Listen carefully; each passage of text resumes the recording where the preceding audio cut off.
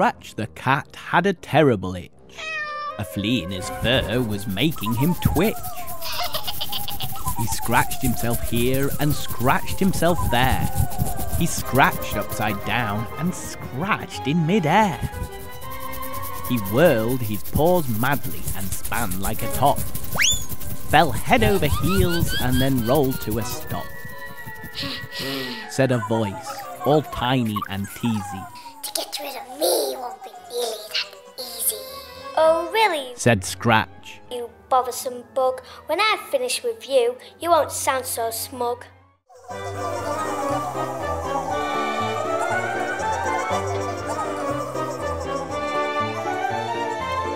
He went to the cupboard, opened the door, and dragged out the Hoover onto the floor.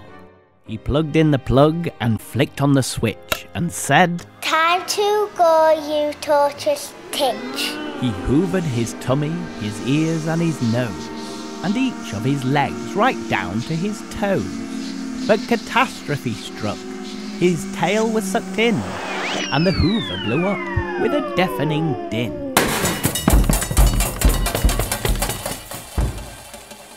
Scratch opened his eyes. He was stuck to the rafter, but still he could hear that pesky flea's laughter. Said a voice. To get rid of me won't be nearly that easy. You niggerson nip. I'm mad now. Said Scratch. And ready to fight.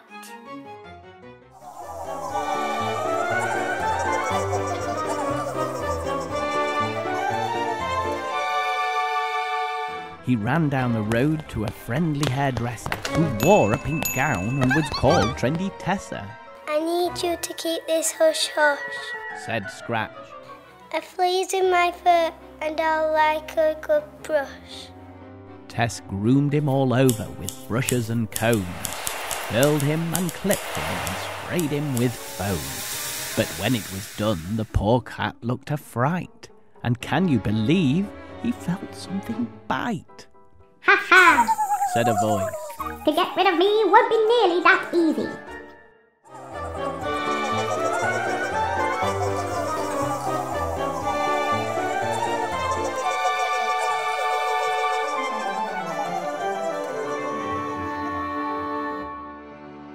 Lousiest loust, pernickety pest. It's time I put you to the ultimate test. Scratch dashed to the car wash and paid 50p to the cheerful attendant drinking his tea.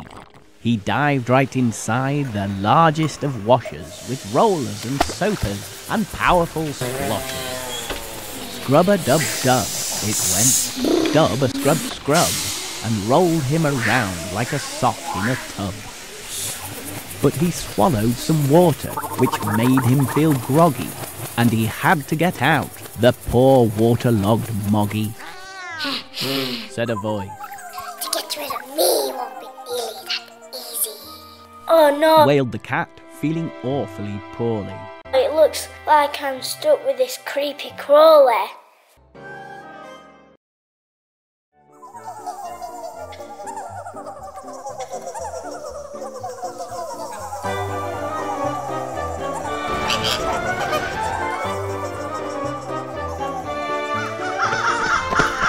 But just then he heard shouts and a hullabaloo. A rather large lion had escaped from the zoo. The lion gave Scratch a big friendly smile and asked for a place he might hide for a while. Before Scratch could answer, he heard a small pop. His flea had moved on with a jump and a hop. Goodbye, Scratch! It shouted and waved a small hanky. You're afraid you're a mess. You're matted and manky. You're frizzled and frazzled and far too run down. So I'm trading you in with a top cat in town. But the lion was quick. With a pat of his paw, the flea was flicked and trapped under his claw.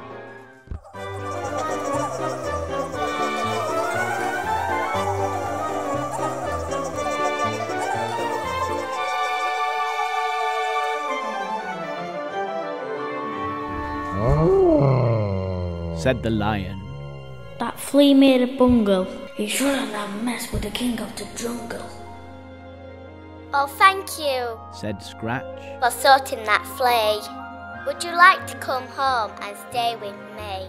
He said to the lion. My home is now yours. Then they fixed up a sign before going indoors. They fell fast asleep with their tails gently curled, the happiest cats in the whole of the world.